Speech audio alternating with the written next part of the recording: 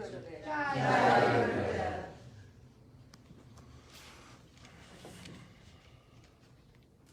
Jai Bhagavan. Jai Bhagavan. Let's offer pranams to the Master.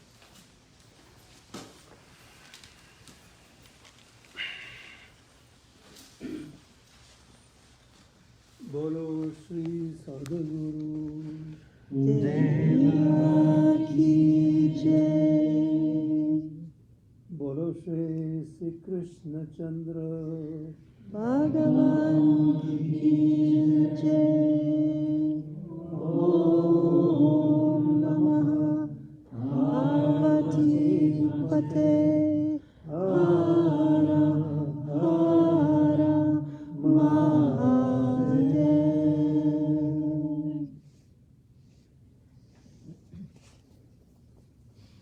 जय बाबा जय बाबा जी। जय जय दादा जी। Shri Radha Krishna. जय गुरुदेव।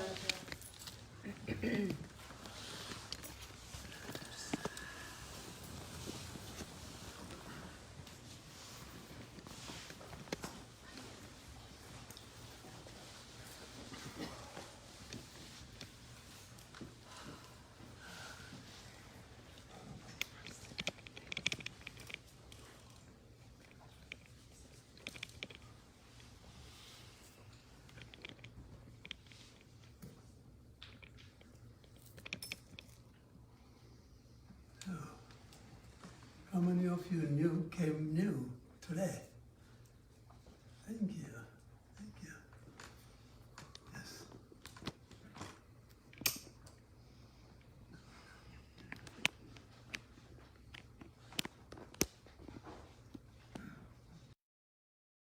So we'll begin with the prayers. So please sit up straight in your seat.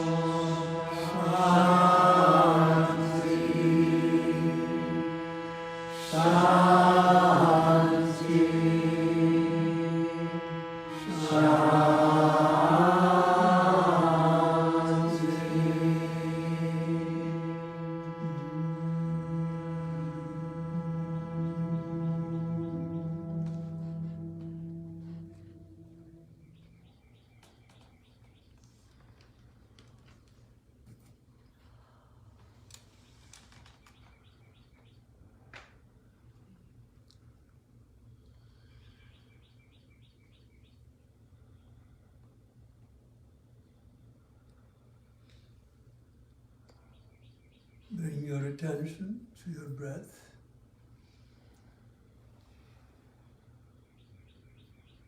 that creates the shift from thinking to the body.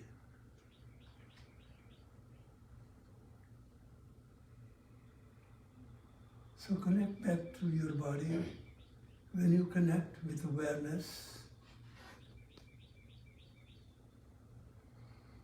you are not ego mind connecting to the body that is trying to change the body to make it so-called more relaxed. When you bring consciousness, it is choiceless awareness. You are just seeing the tensions in the body, and by seeing consciously, you bring the light that dissolves the darkness of tensions held in your body. There is no struggle with the mind and the body. It is just the consciousness and energy.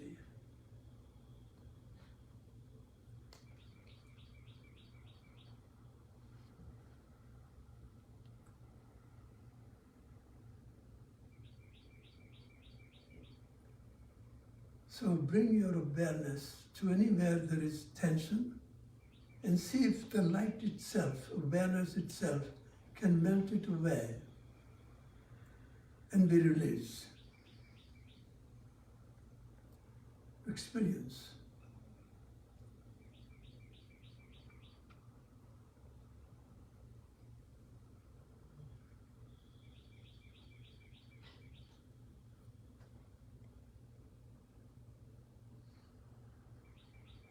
So you have created a paradigm shift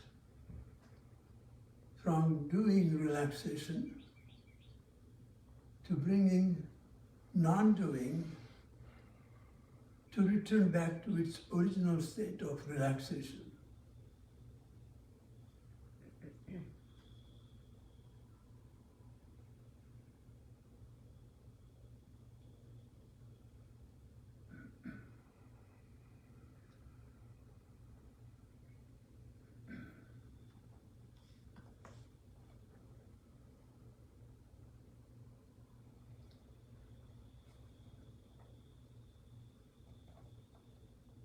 When you are relaxed, your body functions in its natural rhythm, in harmony with cosmic body and the being.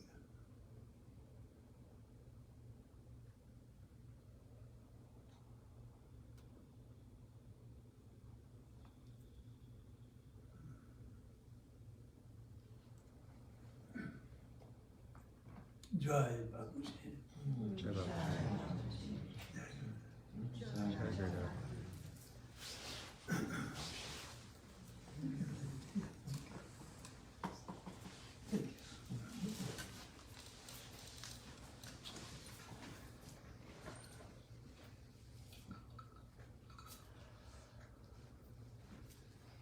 We see God as a mystery. When you understand that God manifests in the body through the medium of the breath, then you really know the secret of how does God manifest into creation. So it is the breath through which the I am presence we call God enters within us. It's already there in the womb, but in the beginning, it enters with the first breath in. In the scriptures, it is said, God, good Lord, entered the breath and the man came alive. Something like that. If you have read some scripture, it is said that. But that's not just For most people, when they read that, it's just a philosophy. They keep reading on, and they have no use other than that it's information. For yoga, it is not just information. It is so real. Not only that, but yoga says that, but it says more about how it is God and how does it function in you, so that the mystery of God being invisible, inaccessible, speculative, connected to your belief system, all disappears. So that's the breath. And that most people don't know, that your breath is your connection to the soul. And soul enters as the first breath enters. And then soul enters and animates the body with the first breath. And what it animates also at the same time, the subconscious energy body. So subconscious energy body is autonomic nervous system. Again, science does not interpret it that way. They say, just body is born and it is kept alive by the breath and the autonomic nervous system. It is called autonomic, means it's like a robotic machine. So robot is carrying out the job of keeping you alive. This is completely different than what yogis see. So when God, I already explained this, but for you, those who are new, I want to explain it again. That in yoga, what we call God is named as Shiva and Shakti, God and his energy. So unmanifest God is inborn within us as a unified experience of Shiva and Shakti that lives when we are born, it is inborn within us as a divine potential to return to Shiva and Shakti union, which is the ultimate goal of yoga, where Shakti, that is trapped in the lower chakras, in unconscious, is released. Then it moves to Sushumna Nadi, opening heart, and higher centers of consciousness. And when it unites with Shiva in Sahasrara, you have realized your divine potential. Do you understand? So breath becomes very central part of the spiritual journey. That's what I'm talking about. Most people, they do breath, they know it is very important. They call it pranayama, but if you know the reference as to what it does in your body and who it is serving, it's not just the body. So, according to the yoga, your body is just the vehicle of God, animated by God, so that when you are in harmonious co-creation with the wisdom of the body, you are taking care of the body as a vehicle for you to explore your divine potential that is inborn within you, where Shiva and Shakti unite. Right now in human beings, Shiva consciousness is in Sahasrara and Shakti is trapped in the Muladhara, the lowest center. So this is very important to understand the significance of pranayama, is that it is your connection to soul, and you cannot connect to soul with your mind. Did you understand that? So how to use breath? So it is connecting to the witnessing presence which your soul is. So the doorway to soul is witness. doorway to ego mind is judgment. I like, I don't like. This is for me, this is against me. The division is the separation from the oneness presence that I am within. Do you understand this? This oneness is what we are seeking, because we have been operating through the ego mind, and when ego mind we operate with, we are creating conflict in the body. So there is everything that we do through the medium of the mind with the subconscious autonomic nervous system is using the energy of the I am presence that is functioning as sympathetic nervous system. And it is using the energy of sympathetic, that is I am presence, to carry out all the functions in the outer world. So I am presence is doing inner work to carry out all life-giving functions we call homeostatic functions. You understand? So that energy is functioning in co-creation, sympathetic and parasympathetic. When the children are born, their system is functioning in co-creation. And they are completely born in a subconscious state. So they don't have yet the I am my body, I am my thoughts, because they don't have thoughts yet. The nervous system has not evolved to say I am my thoughts. Do you understand? So the children are with God. Have you heard that statement? Catholics say that for the first 7 years. I think they said that maybe 2,000 years ago. Now maybe 2 years is perhaps, because computers and the toys, they bring their mind. I like and I don't like begins to come up earlier and earlier. The innocence is gone. The purity of being in subconscious unity between sympathetic and parasympathetic is gone. So they live in a choiceless, instinctive awareness with this animal awareness. So they don't have choice. And when they smile, the mother thinks, oh my God, my baby loves me. You must be kidding.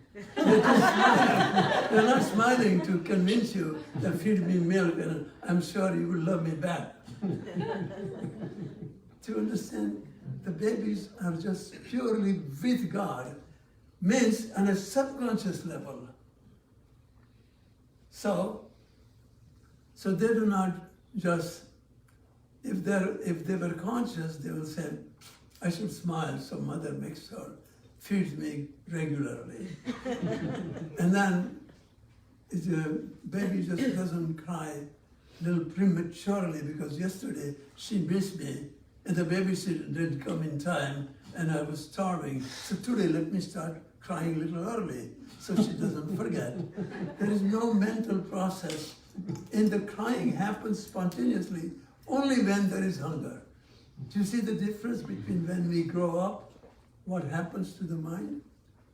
And that means whenever your mind dominates your sympathetic nervous system, and when you are excessively indulging in your parasympathetic nervous system, then there is conflict between the sympathetic and parasympathetic.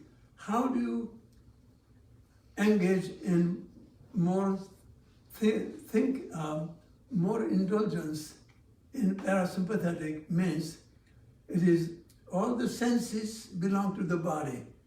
So when human beings are engaged in indulging in sensual pleasure, let's say food or sex or visual things or smell things or ear things, these are 5 senses.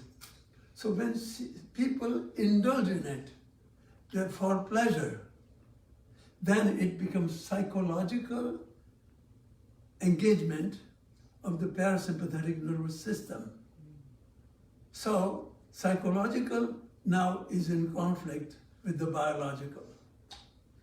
But if you are in a biological hunger, there is also pleasure. Biological sex, there is pleasure.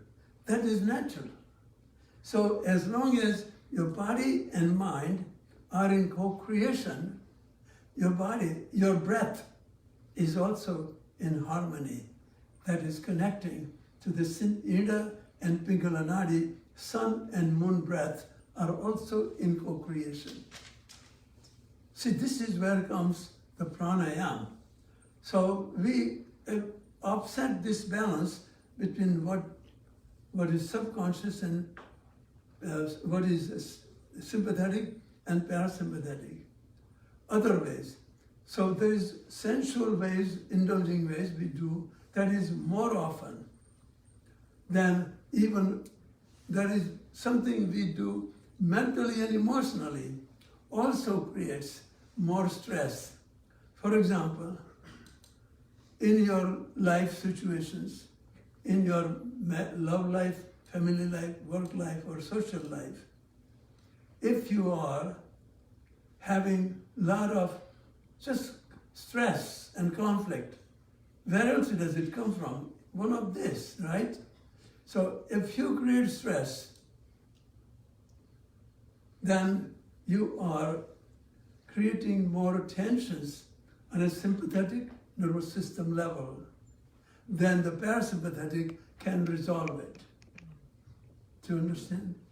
So what is unresolved is called stress that gets built in your biology and in your mind. In biology as energy blocks and your psychology as memory blocks. Means habits. Habits are energy blocks, memory blocks.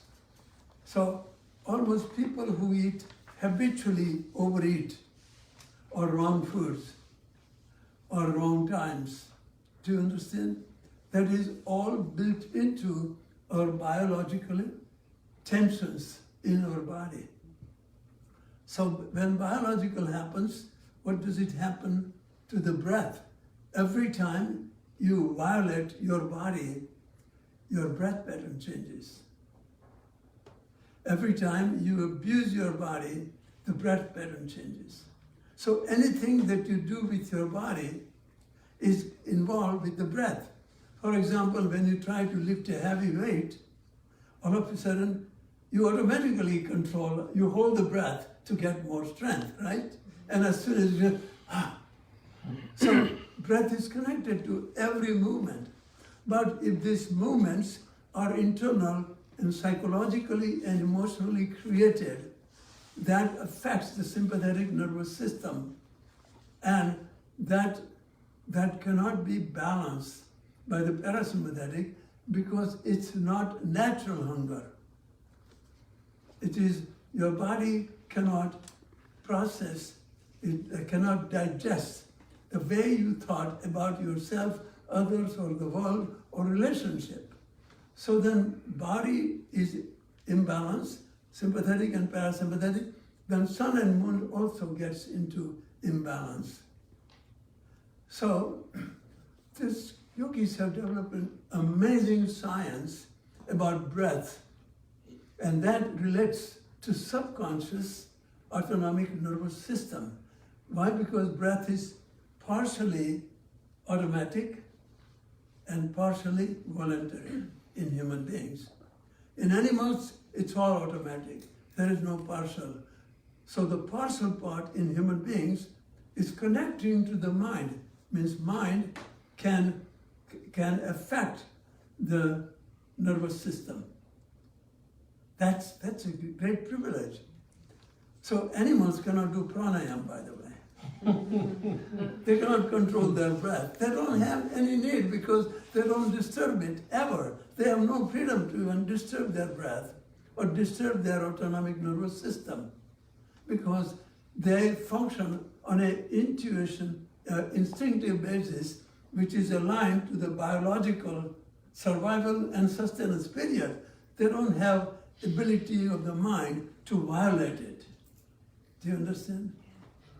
So because we violate so much, the subconscious system, it has created, most people have a chaotic breathing pattern, and that changes with different emotions all the time.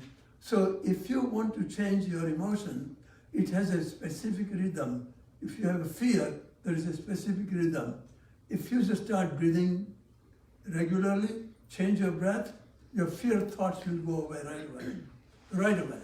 You cannot keep imbalanced breathing and the balanced breathing and imbalanced thinking, they affect. But they do not remove right away everything after you finish, because you haven't yet learned how to live in that balance ongoingly every day in your daily life.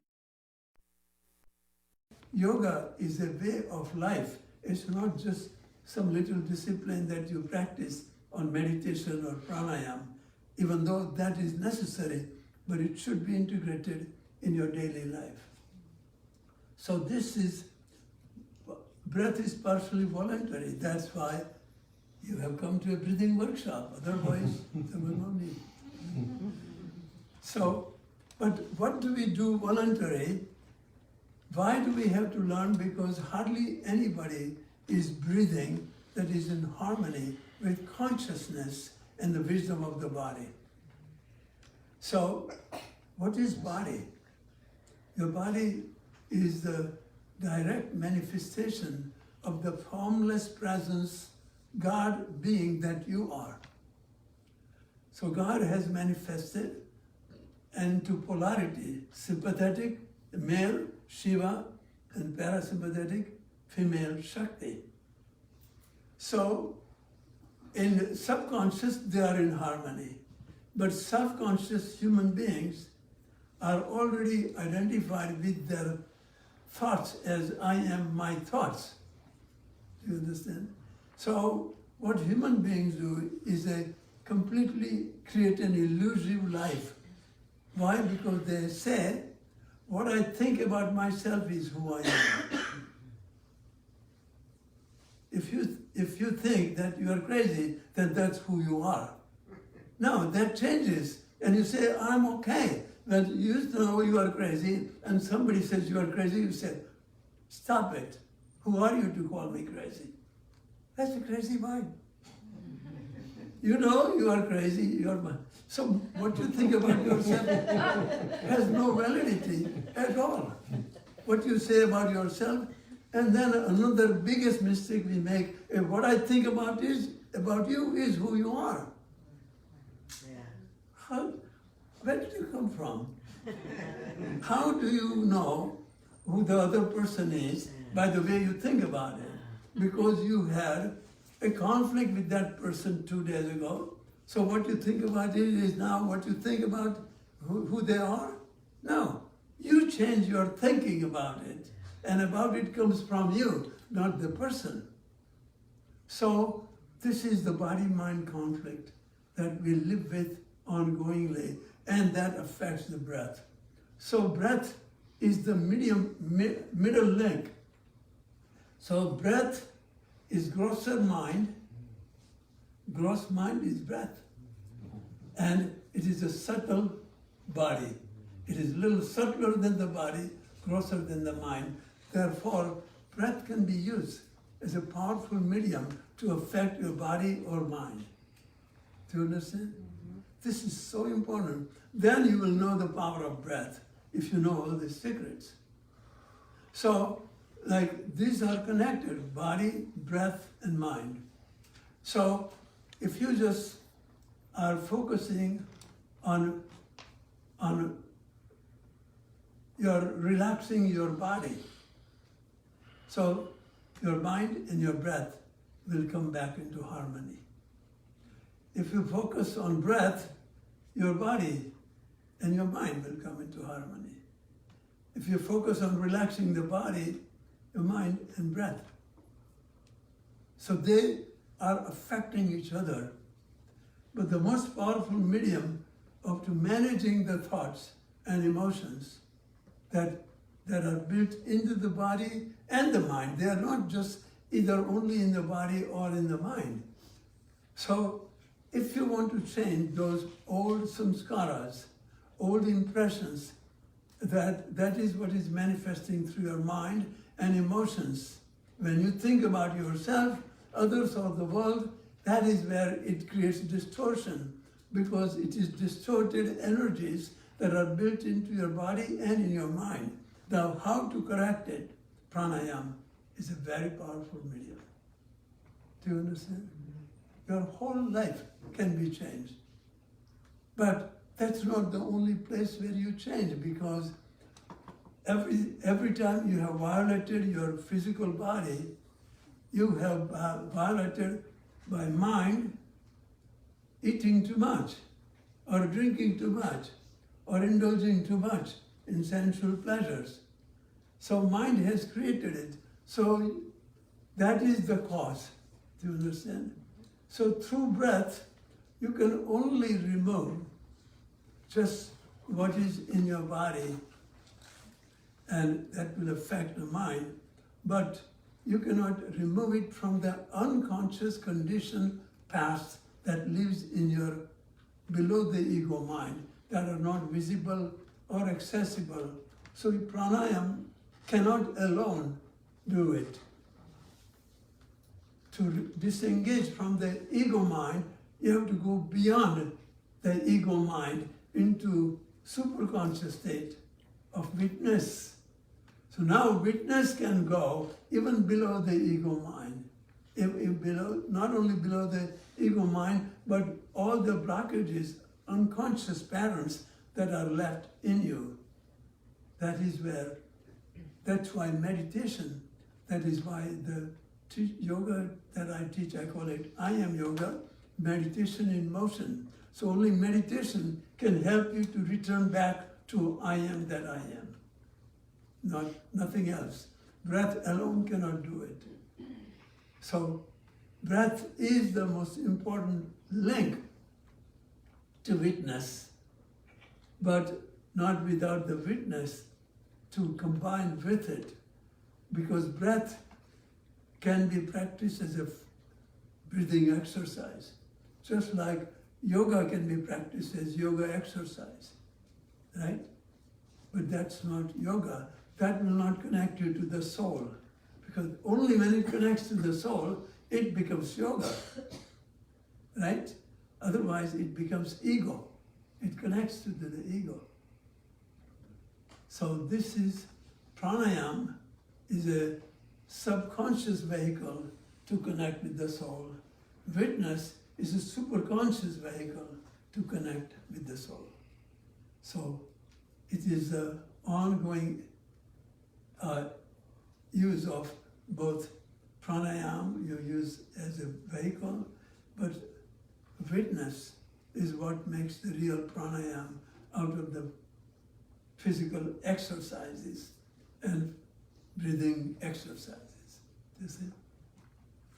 So once you know this, and then you learn all the pranayams, you would be so much conscious about how you are breathing and what is really happening and where are you going with it. So when your breath is in harmony with your subconscious, how do you bring it in harmony with the subconscious? By removing the reactive thoughts that accompany it. Do you understand?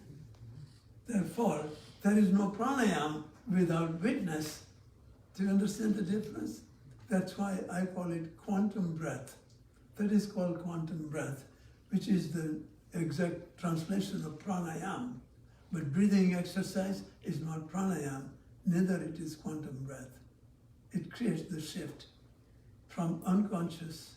It releases the energies trapped in your unconscious self-destructive habit patterns, behavioral patterns, mental and emotional attitudes, everything it disrupts. So this gives you the whole new understanding, so that you do pranayama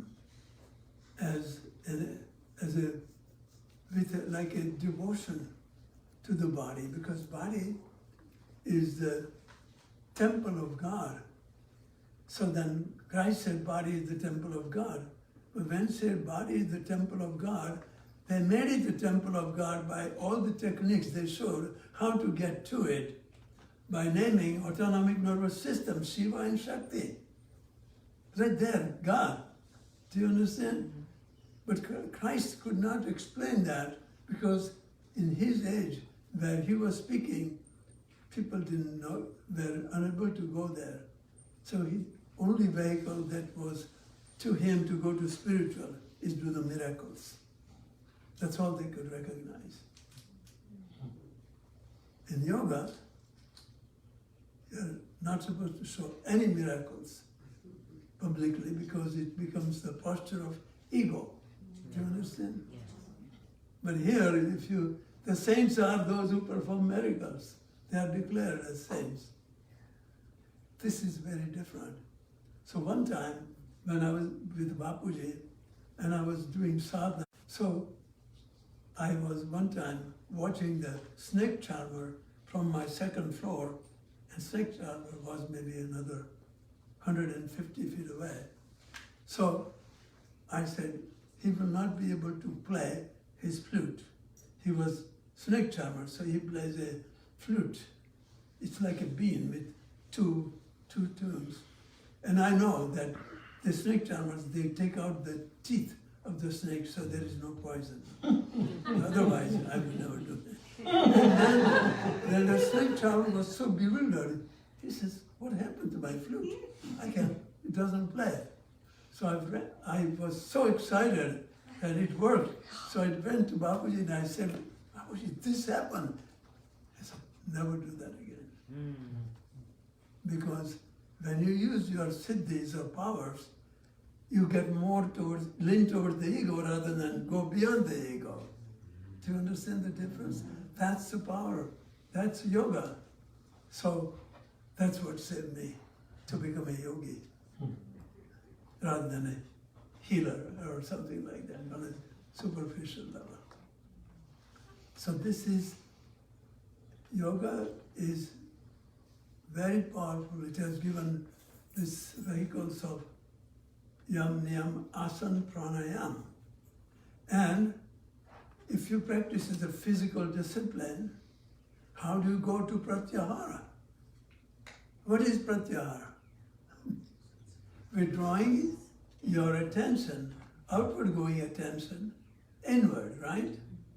How would you do it? Your ego mind is conducting, and it is always going outward. So, that is why Patanjali said, yoga means witnessing the modifications of mind. Only when you practice yoga with witness, you can withdraw your mind while you are doing yogas and pranayama. Did you hear that? Most people read Patanjali Yoga Sutra and they never get this part. How would you go to pratyahara? And then how would dharana will happen? Unless you withdraw from all the thoughts and emotions and mental agitations and mind drifting by witnessing, how would you go to pratyahara or concentration of mind, dharana? And then how would you go to dhyana? So in order to enter on this progressively, you have to have holistic approach to the practice of yoga where meditation is accompanied. Whether what body you're working on. You're working on physical body, meditation. You're working on energy body, meditation. You're working on mental body, meditation. Do you see? Then you're clearing all the karmic patterns that create mental and emotional agitations. Do you understand? And then it allows you to enter into the presence, the bliss body, because it clears for the Vijnanmaya course, the wisdom of the body is where you reach. So then now, when you go to the Vijnanmaya course, body, mind are in harmonious co-creation. Not until then. So from there, bliss happens. So body, mind is in the beginning, in a popular approach to the practice of yoga, body, mind are always in conflict. And that's yoga means remove the conflict, integrate body, mind, heart and soul. And most people don't understand. Patanjali says use meditation along with the posture to reach there. Do you understand? I think people practice it lifetime, and when they hear it first time, they say, wow, that's correct. But why didn't I recognize that all my life? It's a very embarrassing situation. Because when I talk about it, among the great yogis and all, and they just say, oh my God, we never heard this before. So one time I was teaching, I was invited to teach in North Carolina at Srisi's yoga center, Art of Living. And I was one of the keynote speakers. So the first day, Srisi was present when all different things went on the conference. And then next day, I was the first speaker. So Srisi came and sat in the audience. And so when I went there, I said, no, you come sit here on the chair. He says, no, I'm okay. But he sat there. And when I spoke about yoga and the way I explained yoga, they were Ayurvedic teachers who had some knowledge about yoga along with it. The amazing thing happened that usually doesn't happen in conferences where people are just intellectual. They all stood up at the end and they clapped. People don't clap usually in Indian systems. They do some places, not that everybody does. But for example, when I teach, nobody claps. Nowhere have I taught where people clap at the end of my lecture. Is that very insulting? No, that is very entertaining, the spirit that is connecting. If that was ego, anything that somebody does, if I do music or something that is my expression of my ego, you will like to clap. Do you understand the difference? But they clapped for me. I was surprised. What am I saying is that there is a knowing that we all have about what real yoga is. When they heard it, they recognized it like that. This happened many times in big conferences in India, where some of the yogis, they come down and bow down to my feet.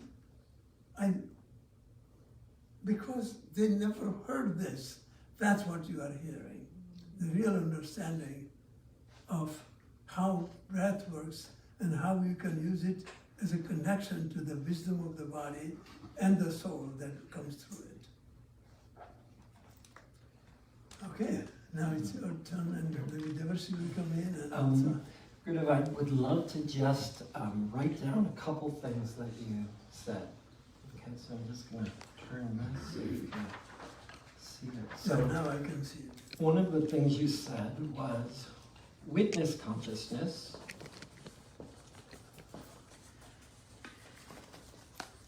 and excuse my writing, is the doorway to the soul. And the soul is our bliss, our Anandamaya Kosha, the union place. Then you said conscious breath, or pranayam,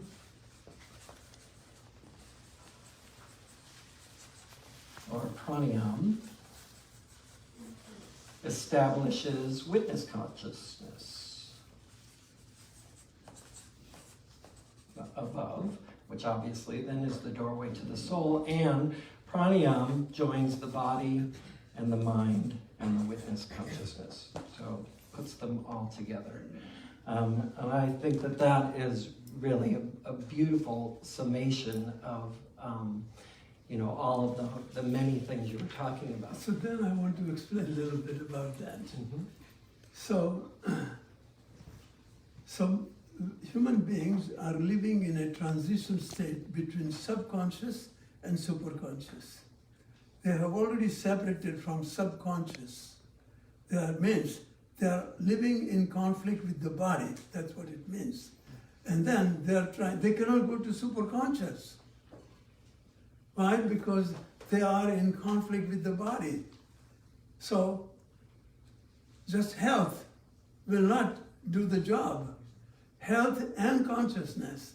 So you have to go below the ego mind, the transition state, and into the breath, subconscious breath. So you bring the subconscious breath and combine it with superconscious I am. So then you are connecting back the sympathetic I am, originally as we were born in the childhood. That's why Christ will say, unless you be like children again, you cannot enter the kingdom of heaven. So you are going back to your childlike purity again, consciously. Do you understand? That's why again is the word, very significant word. But children cannot be enlightened and stay in an enlightened state. They have to go away from it and come back to it. You see?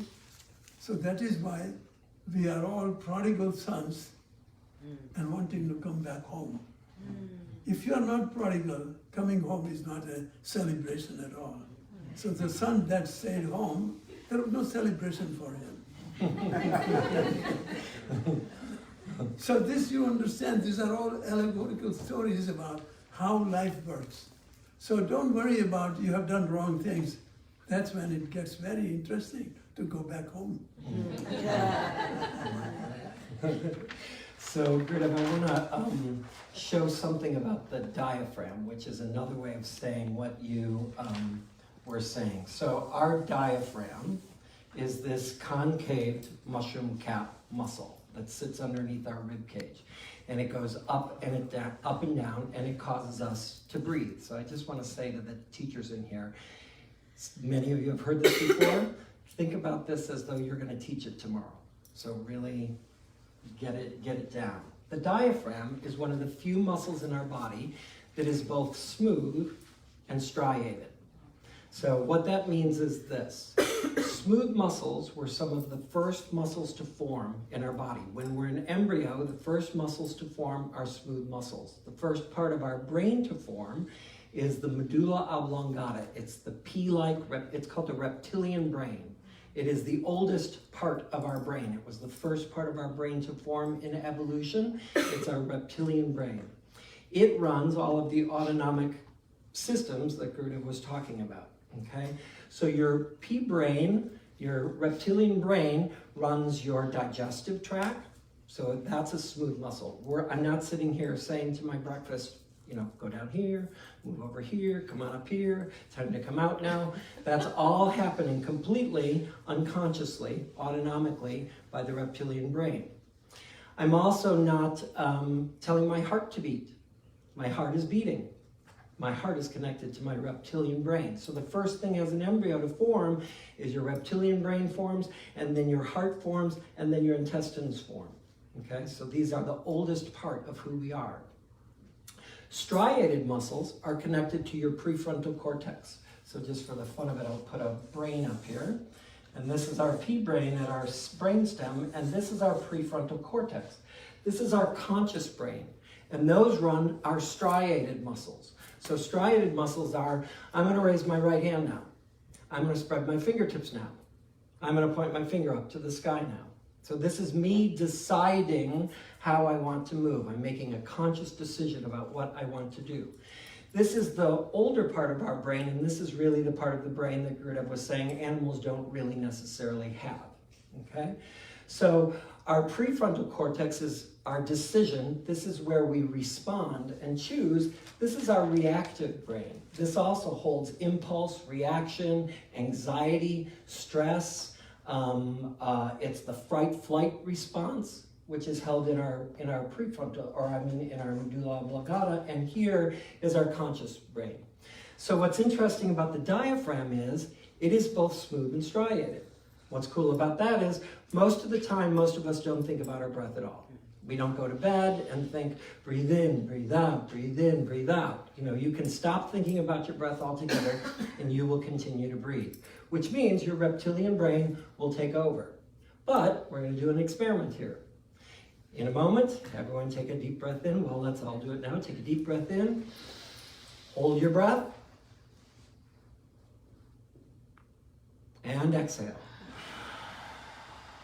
Now, the moment we did that, what we did was we decided our striated muscles in here overrode the smooth muscles, and we decided to make it conscious. So what's cool about the diaphragm is when we do conscious breathing, we move from our reptilian brain to our conscious brain, and we decide to breathe deliberately. We're overriding our reptilian brain and our reactive self, and we're going into our conscious self.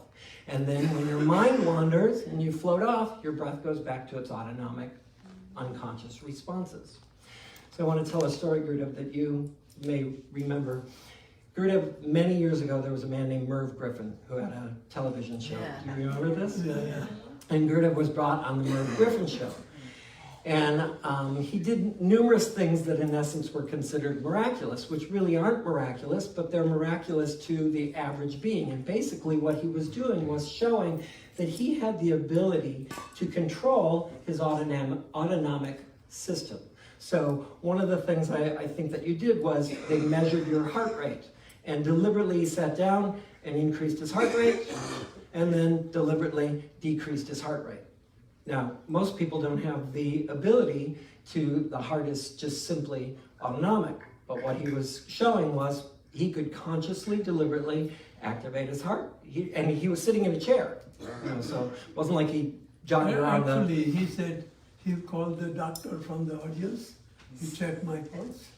I said, give me a few minutes. I just sat there and I did the breathing and visualized myself jogging over the higher plane and just I'm working so hard, sitting in the chair. And then I said, check my pulse. It was double. Wow.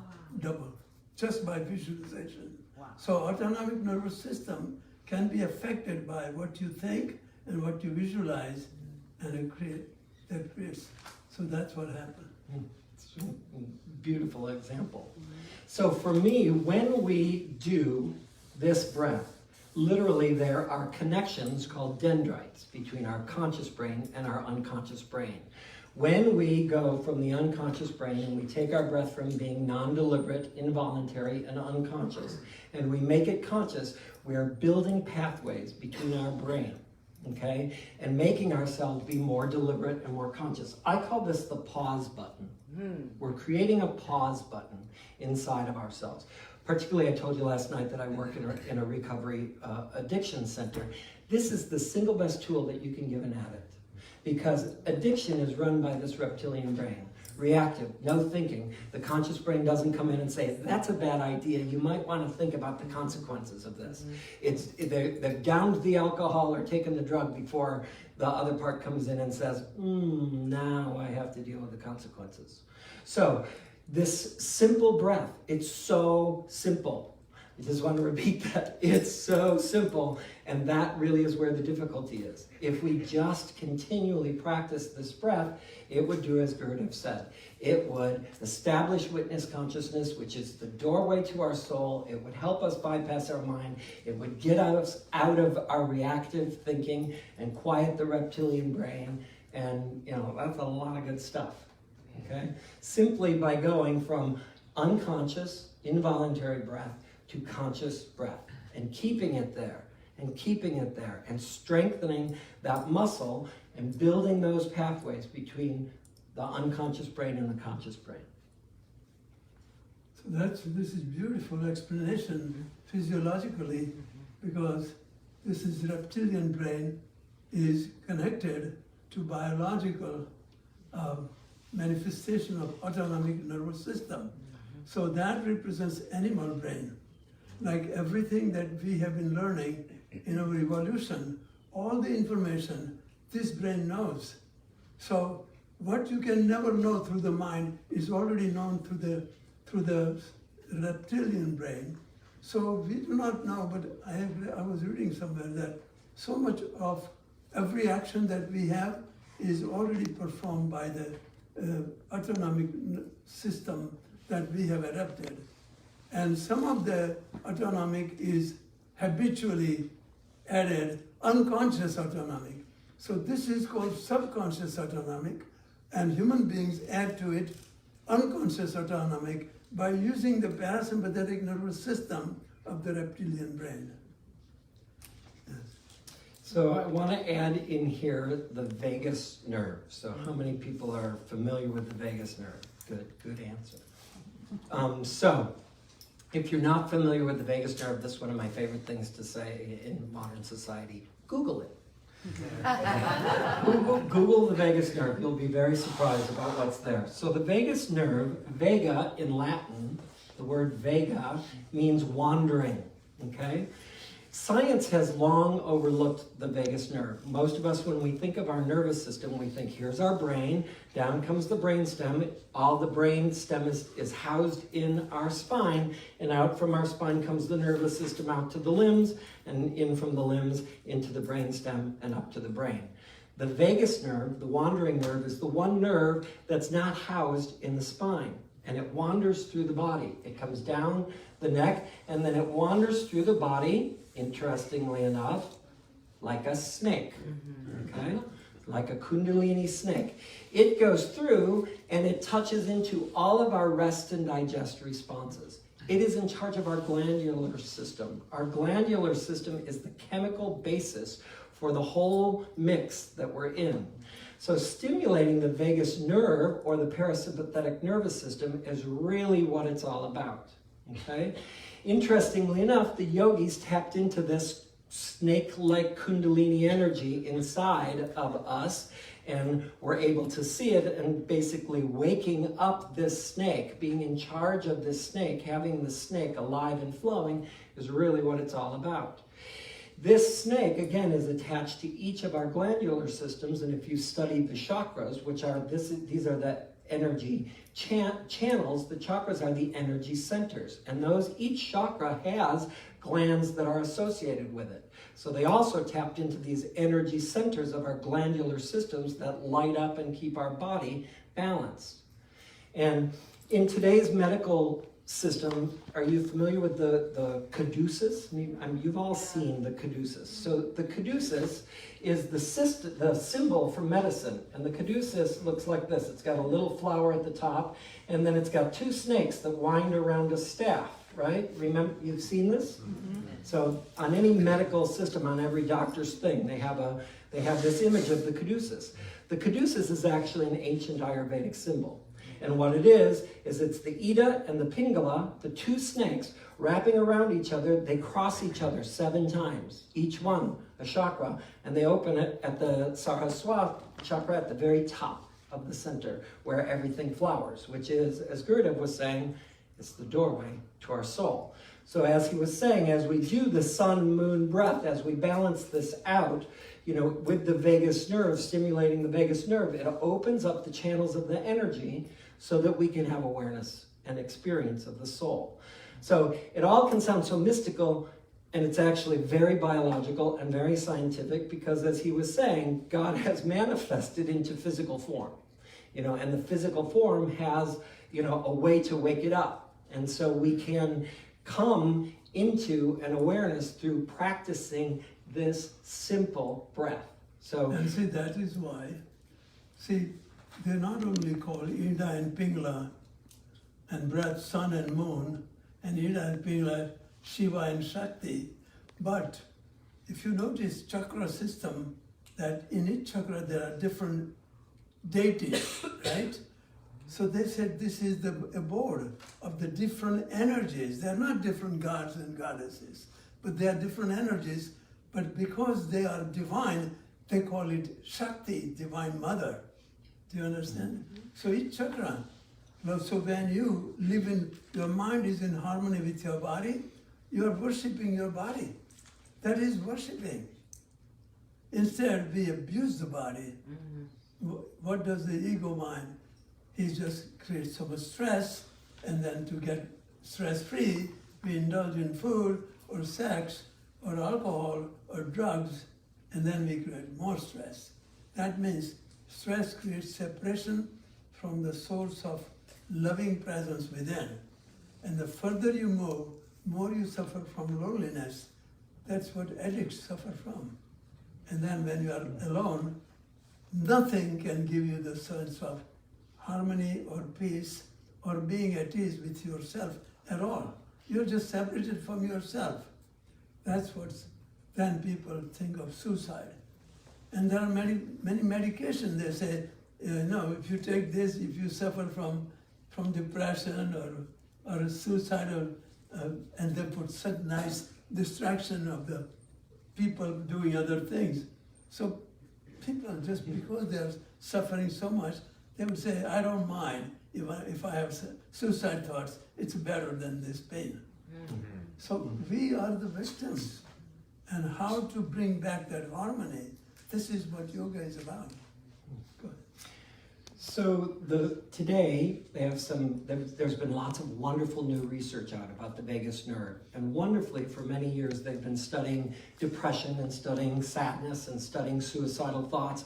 But recently, especially at Harvard and Kripalu Center, wonderfully has been a large part in some of the newest, latest positive psychology research. And many years ago when I was working there, researchers from Harvard came to say, look, we're studying mindfulness, we need meditation people, we need people who are doing yoga because we'd like to substantiate this. Without substantiation of these practices, it won't get into the places where we'd really like to get it into, schools, hospitals, because it needs substantiated research in order to do that. So, as I like to say to them, I'll supply the rats. You come on in, I'll supply the rats. So we were rats at, and Kripalu wonderfully, because of Gurudev's initiation, was really very much dedicated to a lot of the research that's been going on with the positive psychology movement. So much of it is about the vagus nerve. So in hospitals right now, it's very interesting. When someone is high stressed and they're having difficulty healing, they put a machine on their throat. It's a real simple little machine. All it does is hum and vibrate. That little humming, vibrating machine that gets put on the throat stimulates the vagus nerve. Guess what? Dirga Ujjayi breath stimulates the vagus nerve. So that's one of the many reasons why Ujjayi breath, besides that it causes a stronger witness consciousness because you stay here and it restricts your passageway, it vibrates the vagus nerve. When you vibrate the vagus nerve, you start to produce serotonin levels, which increase, are your happy drug. Adrenaline levels, cortisol levels, stress levels go down. Serotonin levels go up. So it's an antidepressant to do Dirga Ujjayi breath. It stimulates the vagus nerve, and again, it starts to wake up the snake. The whole rest and digest process starts to happen in the body, and the body relaxes.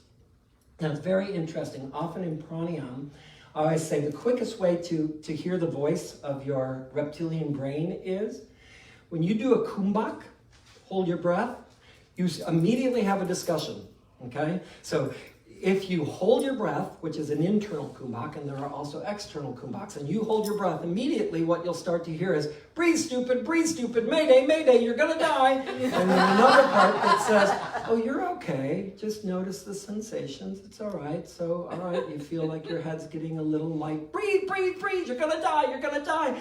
You're okay. So immediately those two voices speak up, and you begin to hear where the anxious part of your speaking comes from. And that's really one of the many purposes of kumbhaks, as well as it does a great mix of carbon dioxide and carbon monoxide and detoxes the body in lots of ways if you don't hold it too long. Hold it for long periods, but not too long. But I just wanted to bring that out because this is so beautiful experience. So one more thing about the diaphragm.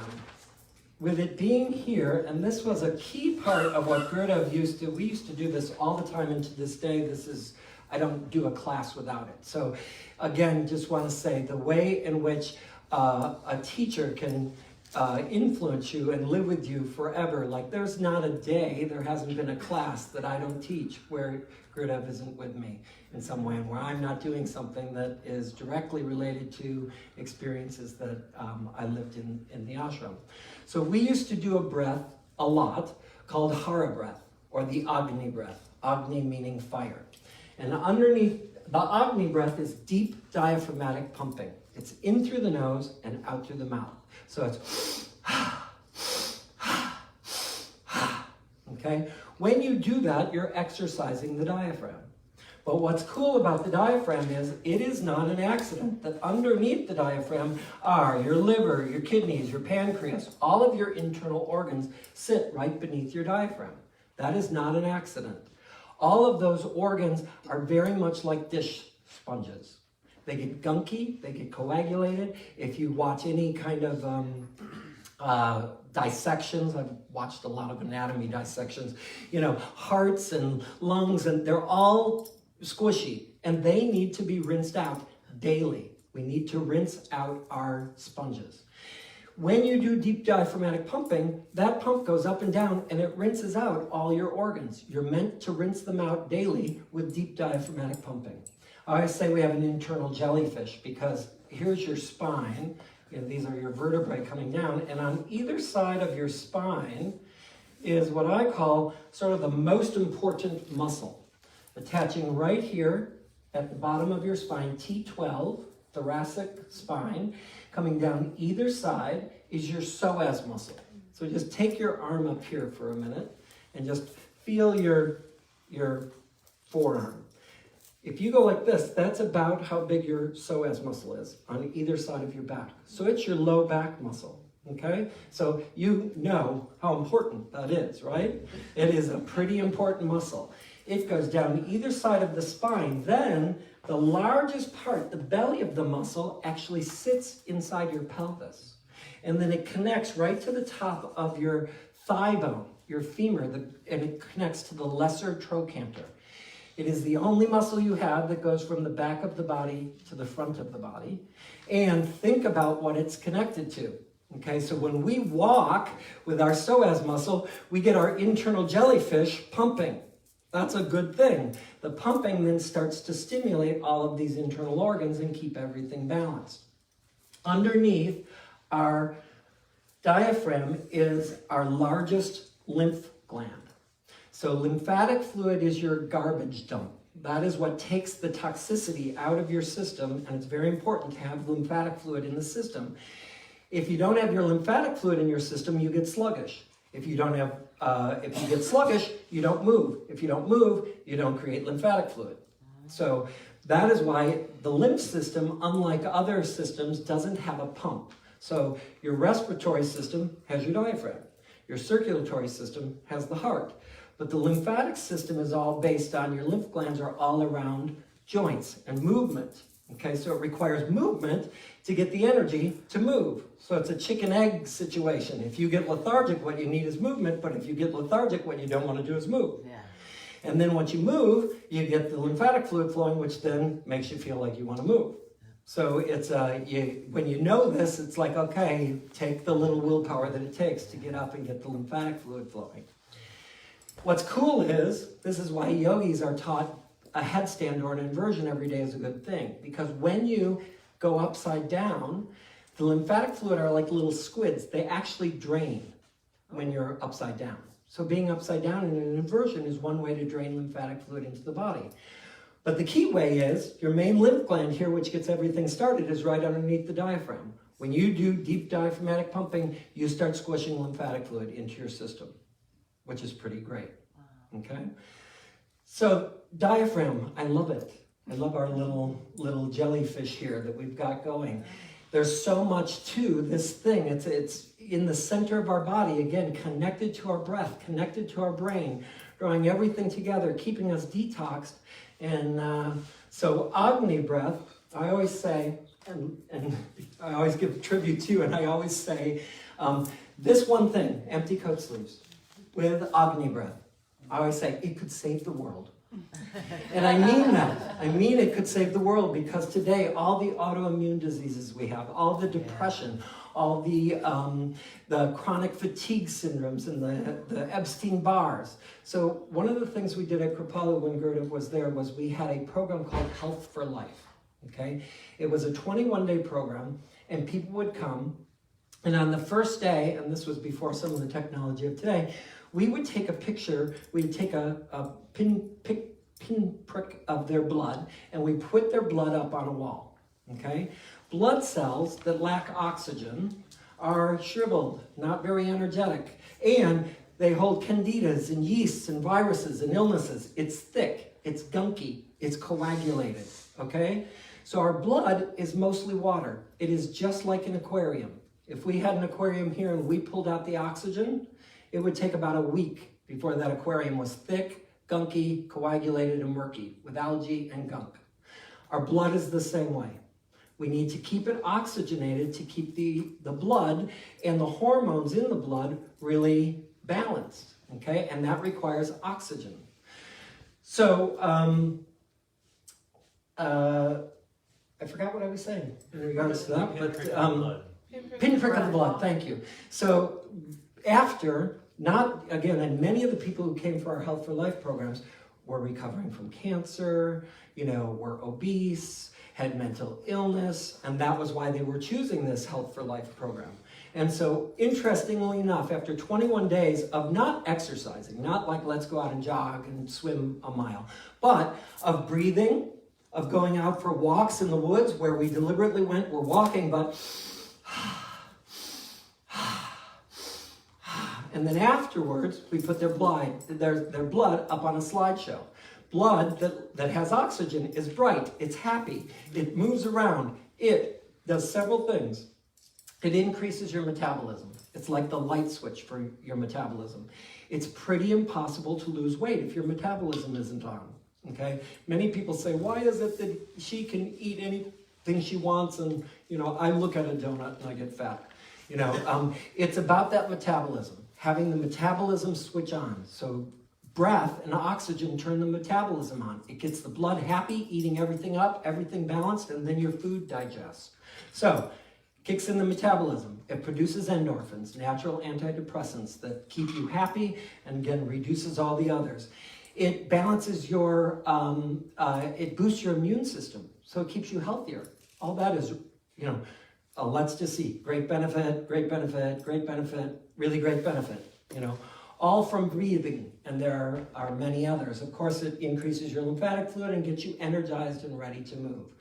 So the Agni breath in through the nose and out through the mouth can be added at any time to create a warm-up to any move.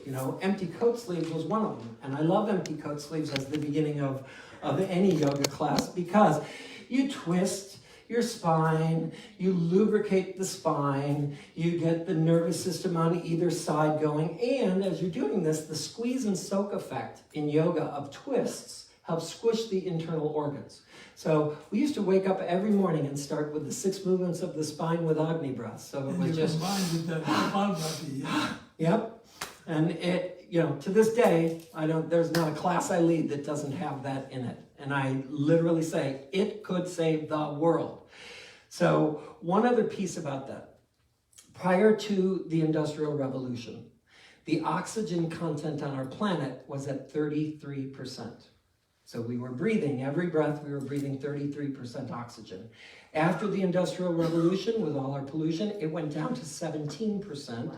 Currently, it's at like 15 and 12 in cities. So you got to think, our bodies are meant to be breathing in every breath 33% oxygen, and now we're down to 17, 15% oxygen. So we have to work a little bit harder to really keep ourselves oxygenated. Also go back to generally like 120 years ago, people were more agricultural, more outside, more active, and now we have a lot of people where their whole day is, they get up, they drink their coffee, they go to work, they sit down, they sit at the computer, they hold their breath, lunchtime comes, that's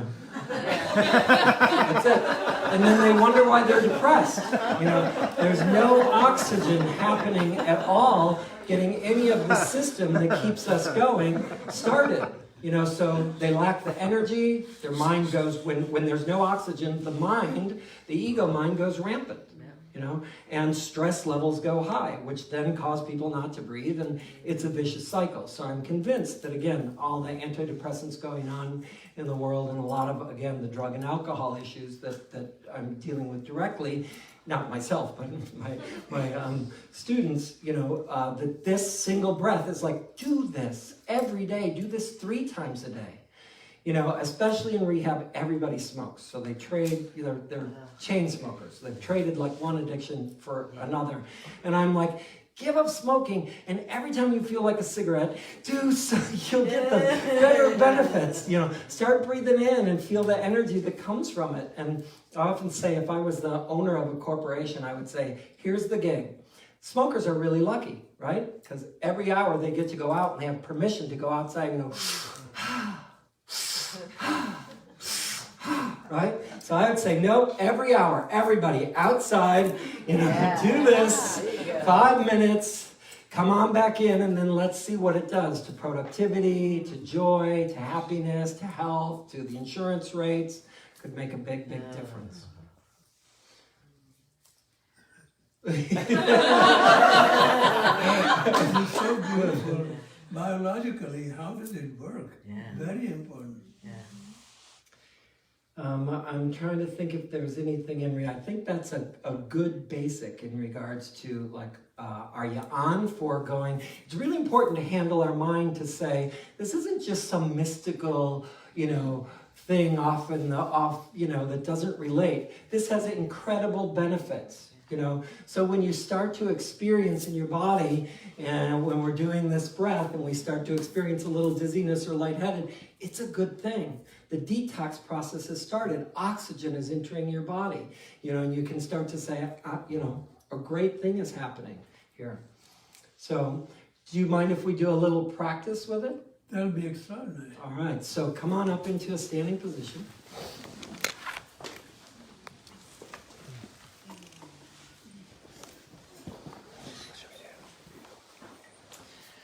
So with this, really simple. We're going to inhale the arms up above the head, stretch your fingertips really wide because there are acupressure points in the palms that go down the heart-lung meridians. So, and the meridians are really a system that comes from the nadis. The nadis are the ancient system of the Ida and the Pingala. So as you inhale, stretch your fingers nice and wide. Feel this stretch in the palms. As you exhale, bring your arms down beside the ribs. So it is very easy to exhale and go, ho, ho, ho, ho. It's not about that, okay? It is about your inhale.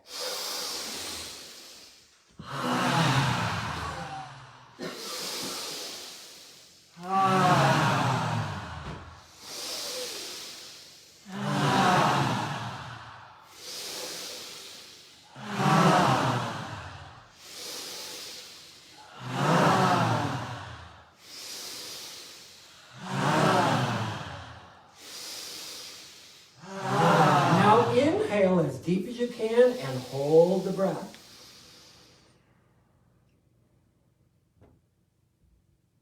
And exhale, close your eyes, so simple, close your eyes, tune in, and notice how you feel. So it started a simple process. You might feel a little dizzy, a little lightheaded, heart rate may have increased, a little bit of heat. Anybody feeling those things? Great, so we just started the lungs moving, and again, the diaphragm going up and down, it squishes out some lymphatic fluid, a good thing. So get a little bit of arm room around you, so it might be tricky in this room.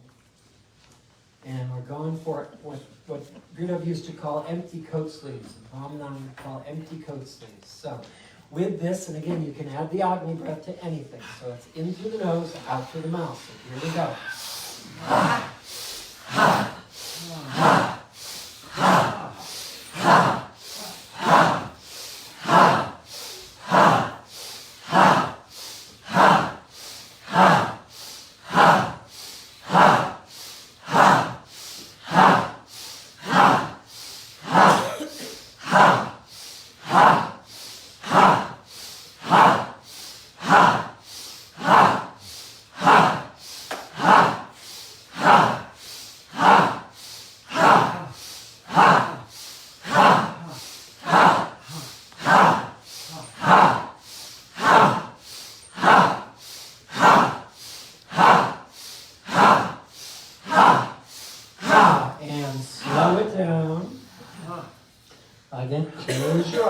and tune in and feel the effects of oxygen flowing.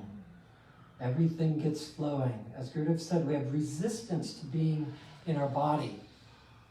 And this helps you begin to get in tune and land inside your physical animal body, breathing into it, energizing it. And again, you might feel the lymphatic fluid, the energy that begins to flow just by breathing. And gently open your eyes. So again, often people think they need to go jogging or swimming or do this. You know, we all know an aerobic activity is good for us, but how many people really like jogging and swimming? But if you do this, you get all the same benefits. Or if you go for a walk and you really put emphasis on your inhale, you just add that Agni breath to everything. You're drinking in oxygen. You're drinking in God. You're drinking in prana. You are drinking in all of the things that can make you healthy, you know, and aware and awake. So it's good stuff. Good stuff. So come on down into a seated position. So didn't that little bit of breath have you, you know, energized? And that was, for those who know me, that was a little bit of breath, right? All of you were like, wow, he's never done it this short ever in his life.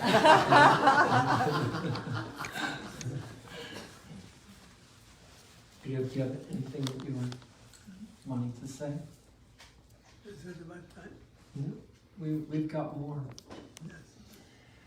Gurudev used to lead Agni breath and Kapalabhati, and the breath of fire were in our morning practices the key. And he used to have us doing Kapalabhati and breath retention and Agni breath in, you know, the craziest poses, like the craziest poses. We'd be in camel pose, you know, like doing Kapalabhati and inhaling and holding our breath and coming out. And so there was a lot of screaming and cathartic and bouncing off of walls, which is the process of when the energy of the prana starts to get awakened, it heads right to the places where energy is congested and whips it right out.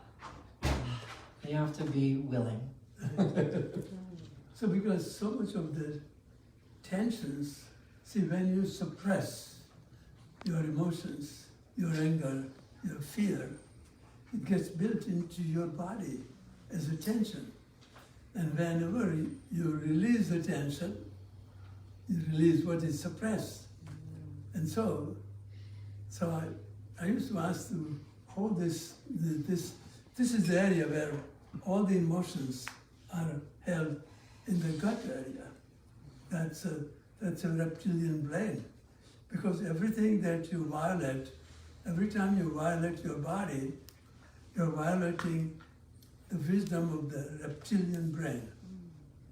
And you are using reptilian brain to convert it into the subconscious energy, into unconscious energy. And that is what gets released when you do this kind of a posture and hold it for a while. People begin to scream and the catharsis begins to happen. So that's what this time when we were in India, we did that so heavily. Oh, people were screaming and crying and this, because they were cathartic, letting go.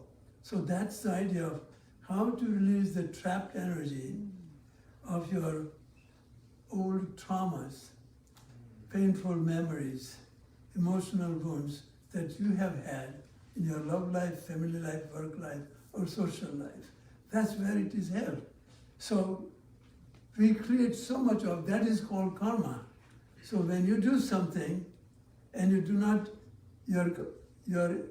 complete the gestalt, it remains as a karma to be solved later on. So there is nothing that you have ever done for happiness ever ended with happiness. It always ended with unhappiness. There is never a marriage that you went for marriage in the beginning stays as marriage at the end. At the end we call it divorce. but it is the marriage that enters into divorce. If there was no marriage, there is no divorce. So marriage is your attempt to get the happiness, but when you try to get happiness from the others, through others, you move away from the source of love within. And therefore, from others, you get the opposite. Why? Because you are moving away from the source of love. You're trying to get it from the resources. You can't get it. This is the most fundamental truth of how love works, how loving relationship works. So this yogis, they just knew all these secrets that people are trying to solve with psychology, and they're trying to find the cause, like my parents messed up my life. Okay. And the authors who write it, they don't know anything any other way, so they write it so beautifully. And the people who follow it, I mean, that's a real good way to process my problems. They caused it. Otherwise, I'd be enlightened by now. Yeah. And my parents messed it up. Otherwise, I was going to be a really okay guy. People are so funny. They make up things as they go. So, Gurdev, you reminded me of something that I wanted to share in regards to the power of meditation in terms of accessing samskaras, or resisted creations, that are really in the unconscious. Because there are samskaras that we're conscious of, where we can say, oh, because my father was an alcoholic and and that's the way I am. So that's sort of, our brain imagines that we somehow have the awareness of it. But we have tons of samskaras that are beyond our access and have stories that, are, as Patanjali says, possibly from other lives, from other lives that we carry into this one. So my experience of meditation has been that in my normal state, I was only able to access, like through therapy and etc., talk therapy, certain amounts of stuff. But I was still being operated by stuff that was unconscious, okay? And my experience has been that the more I associate with the self behind the mind, the higher self, that is not the chattering mind, the more I have access to the self that was aware and present before I created conscious mind. So Gurdev was talking a bit about being a young child, and of course when we come in as a young child, we don't yet have this separated mind. So wonderfully, I'd lived at Kripalu for a long time before becoming a parent. And I remember, as my kids were young, the beautiful experience of being up in the middle of the night and holding my children who are, 8-pound little balls of nothing, right? And doing my best to say, let me, let go of any projection, about what this being is, and let me really feel into the awareness that's sitting here with me. And my experience of my children was, wow, as I sat there in the rocking chair, that they were fully aware, without any mind, of the plane flying overhead in the distance, of the ambulance, because I lived in a city blocks away in the distance, of the people talking down in the street, of the TV, of the floor down going. Not that their brain was going, TV, plane, because they had no concept of any of that. No separation from the infinite moment of the creation that was happening, no labels, no nothing, just awareness, which is the awareness that we have when we return to a state of meditation. I was about to say medication. So that state of when all the labels drop, and it's only when all the labels drop that we can return to a place where all of it can happen simultaneously. Because when you start to label, you distinct and you land in, and then that's the only thing that's happening. You have to let go of the label to have it all begin to happen simultaneously in a state of awareness. So that was the state of awareness as my children. Then, of course, as they got to be that age where they started to label, then it's like children. Bottle, hot, cold, good, bad, dirt, all the labels started to come in. And what's fascinating then is the labels then create beliefs and they create experiences. Most of us don't have pre-verbal memory, right? Very few of us can remember a time when we were pre-verbal. Most of our earliest memories come down to 4, 5, 6, 7, and even those we're not so sure of, right? Because memory, interestingly enough, is put in a different part of the brain. It's got a language to it, and we've made up this story that we can be guaranteed is not true. And we locked it up and put it in our brain, and there it is. And that's what we call memory, you know, and our place of truth. But the trick is, how do we go back to the being that was still making decisions prior to that time? So I want to give an experience that happened. Gurudev did many things, and one of the things that made me the most proud to live at Kripala Center was I felt like we were an incubation center. I felt like I was a part of an experiment that was happening on the planet that was very rare. And it was an experiment in consciousness, and he was not only open to, but invited in everybody in regards to how that worked. We had, you know, S trainers, we had different processes in leadership, we had time usage, we had everything was yoga.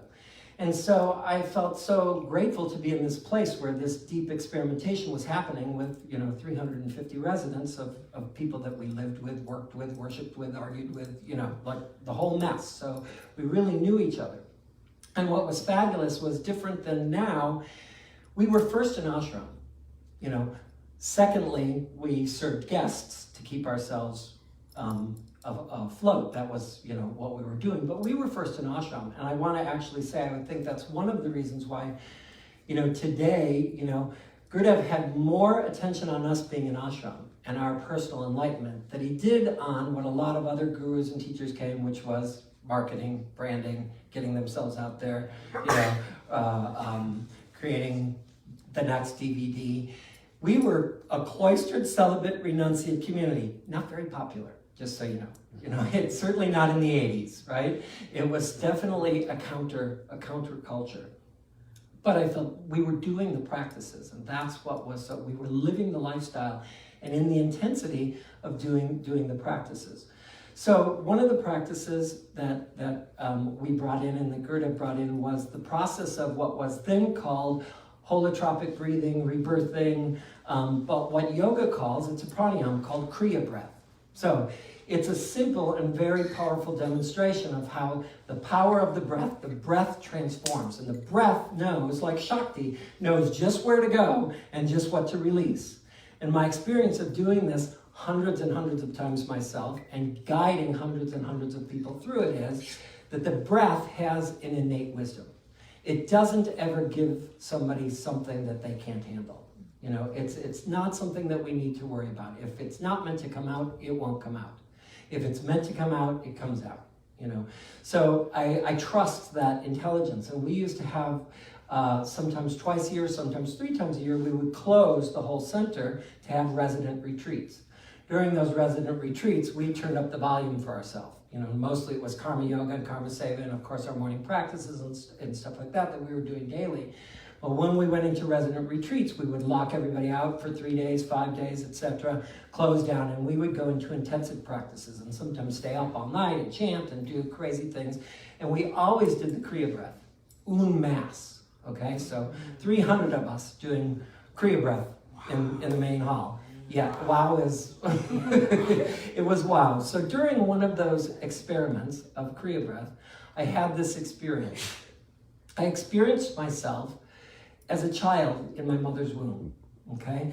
And again, to experience something at this level, it takes totally like, it doesn't matter whether it's true or not true. It's like you just have to be out of your mind. You can't be attached to it, whether it's just like let any image, let any memory, it could be real, it could be not real, it doesn't even matter, right? Just whatever comes, comes. So what came to me was the experience of being in my mother's womb. Felt very, very real. I felt like I was there with my awareness. Suddenly I had an awareness that I wasn't really, you know, it wasn't something that I held in my conscious mind, which was, my mother was a singer. And she loves to sing to this day. She's in a choir and she's 85. So my mother was a singer. Well, in her womb, when my mother sang, I loved it when she sang because she breathed and there was vibration and I knew she was happy and, you know, probably produced endorphins. And, you know, my mother was singing. Well, she liked to sing. She was always a member of a choir. She was a member of the Sweet Adelines group, you know, and she liked to sing around the house and put on records. So I had this image of of being in my mother's womb as she was singing, which I had never had before, and how it delighted me.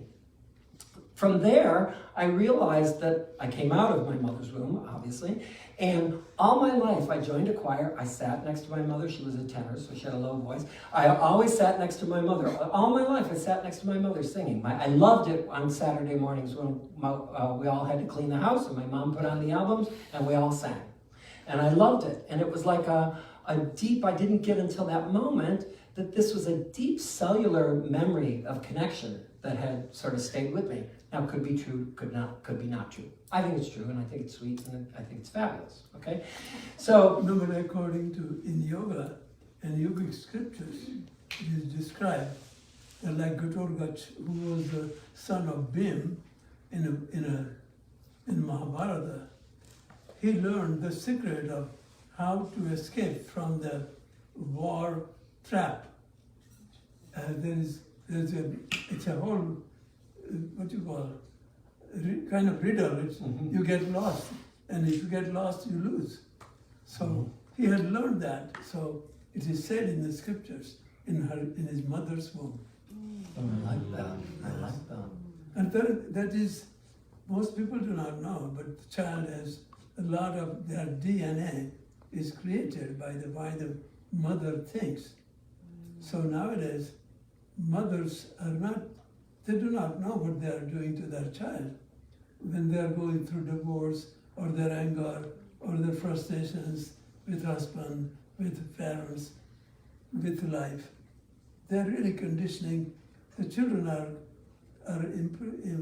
the impressions are built into the child. Yes. So along with that, and this same image, I had this image. And the image was now that I was like around 6 months old, okay? I saw the home that we lived in that we left when I was 4. So I had very few conscious memories of this home prior to the home afterwards. But I had this image of myself as a 6-month-old, perhaps, about this big. And I was crying. I was in my crib and I was crying. And I had an awareness about babies, which was, well, I couldn't go jogging and I couldn't move, and crying was not anything. It just, I was exercising. It was like, of course, that's the breath that we were doing, something similar to that. And of course, it was happening, and I was stimulated with like, oh my gosh, I'm alive, but I'm crying, and there's this sound coming out. And then I had this image that my father walked by the door, heard my crying, turned around, and walked away. And my mother, but I didn't have mother or father, it was like this energy, okay? An energy walked by, my father, turned around, walked away. My mother's energy came to the door, came in, enveloped me, fed me, diapered me, whatever it was, and took care of my needs, okay? Does that all happen during that breathing session? Yeah. So during this, I had this realization that sort of stemmed from that. As a pre-verbal entity, my mind made up, left to this energy, I would die. Left to this energy, I get cared for. Okay? So then I had a gestalt that makes no sense to have. And the gestalt went like this. My mother came from a big family, and she wanted 4 children. My father came from a small family, and he wanted 2 children. I was the 3rd boy, okay? So I should have no access to this kind of conscious decision, or unconscious decision, quite frankly, that my parents made. My parents were in an argument. They had 2 boys. My mom wanted a 3rd. My dad did not, okay? My mom made a deal, like people do. Look, you won't have to do anything. 3rd one's mine.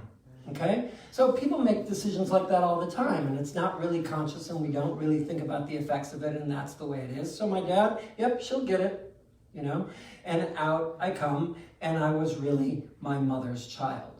I didn't know why I felt like I was really my mother's child, and this guy was in essence, and because my father loved me, so here, there's no reason for this to be, for us to have a seated animosity towards each other that was just inherent, until, then 30, after living a life in the ashram and after I'd had this experience, which, I didn't run right away to my parents and go, I want to tell you this experience, because again, true, not true, doesn't matter, but what happened was it was just for me.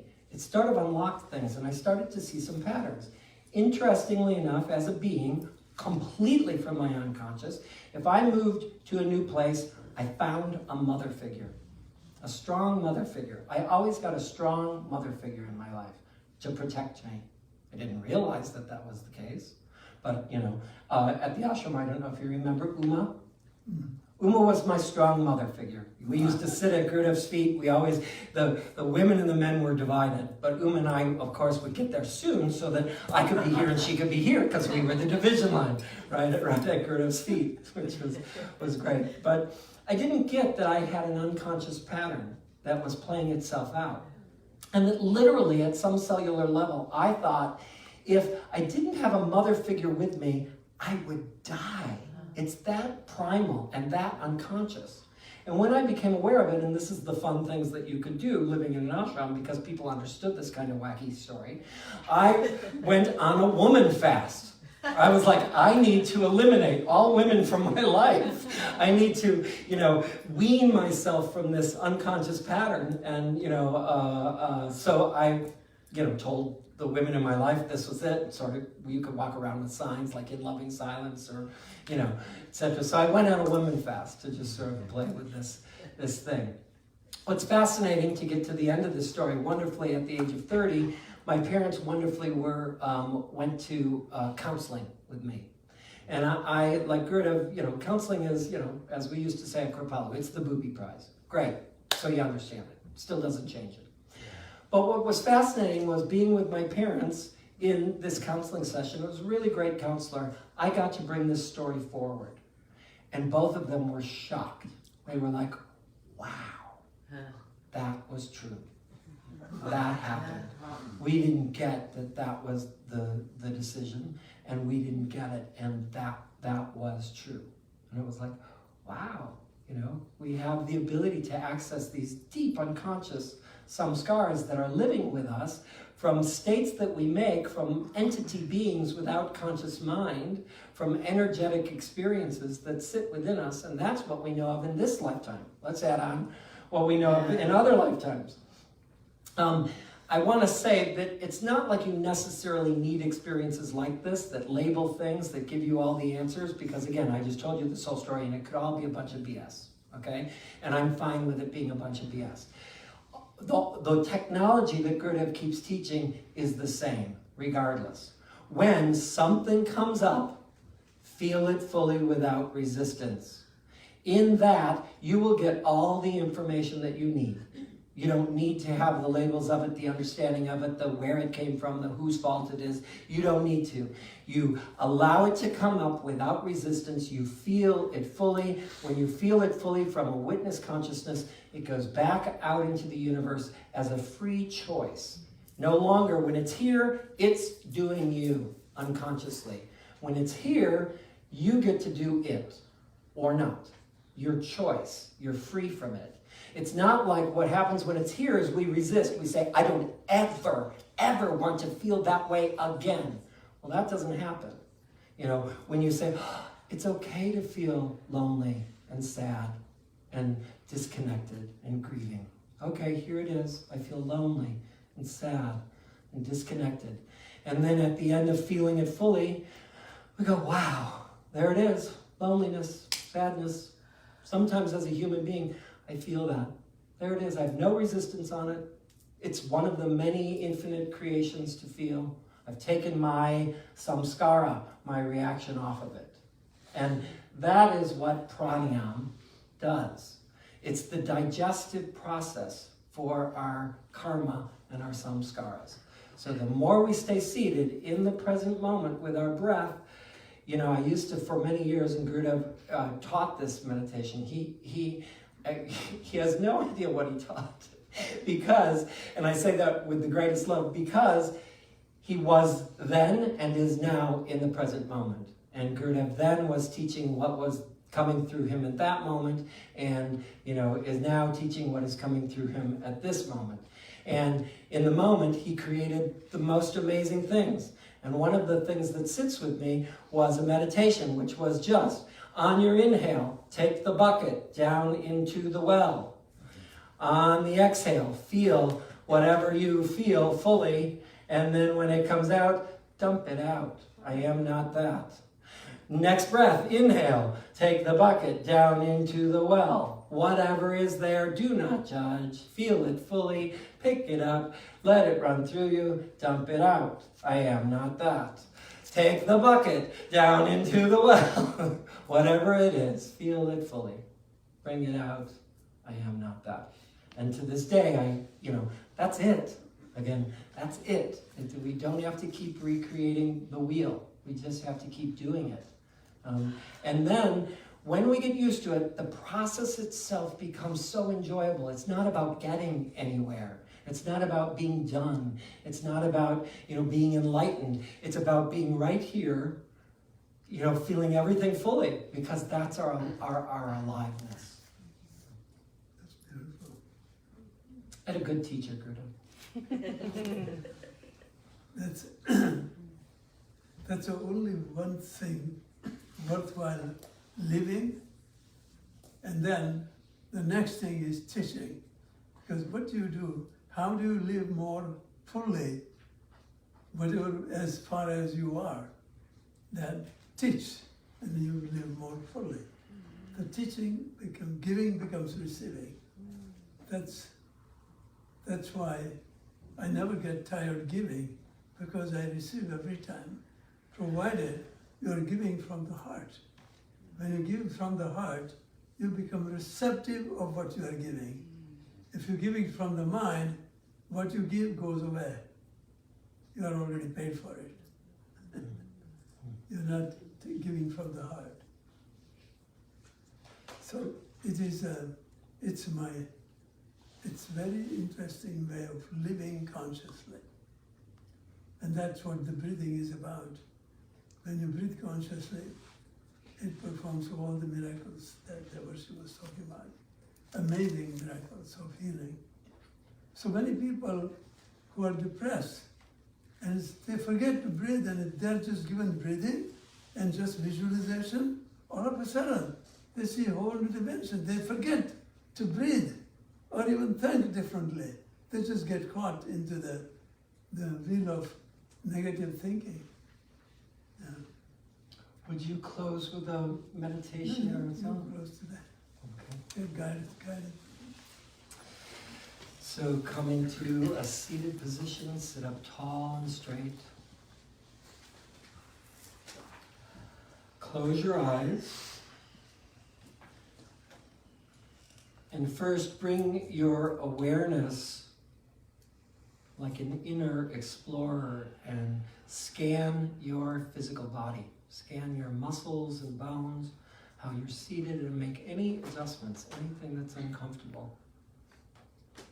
Gently lift your heart center. Lift it up slightly. And bring your awareness to your breath. Have your breath become slow, conscious, smooth and easy. In and out.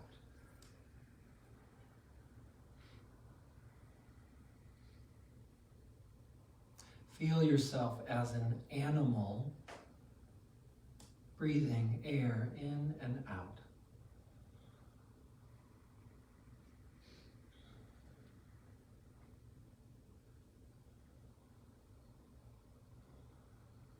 And bring your awareness up to the top of your head, to your crown center. And go beyond the top of your head, out of your tiny mind and out into infinite awareness. And allow your awareness to extend and expand beyond your body in every direction as effortlessly as possible.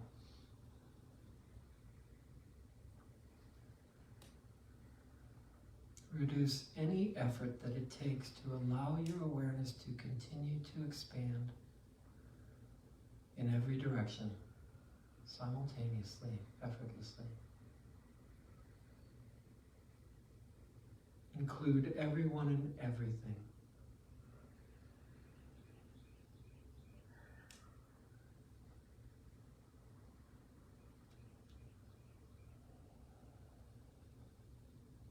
from this place of expanded awareness and with great gratitude for the teachings of the morning of Gurudev, draw the palms together in front of your heart and let's complete the morning by sharing in the sacred vibration and sound of Om. Take a deep breath in.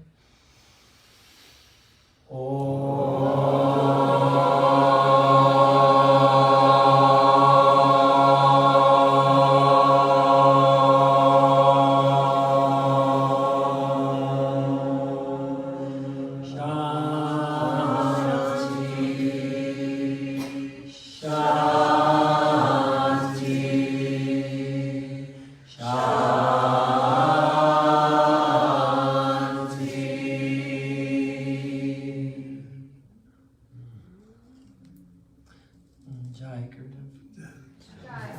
Jai Gurudev. Jai. Jai.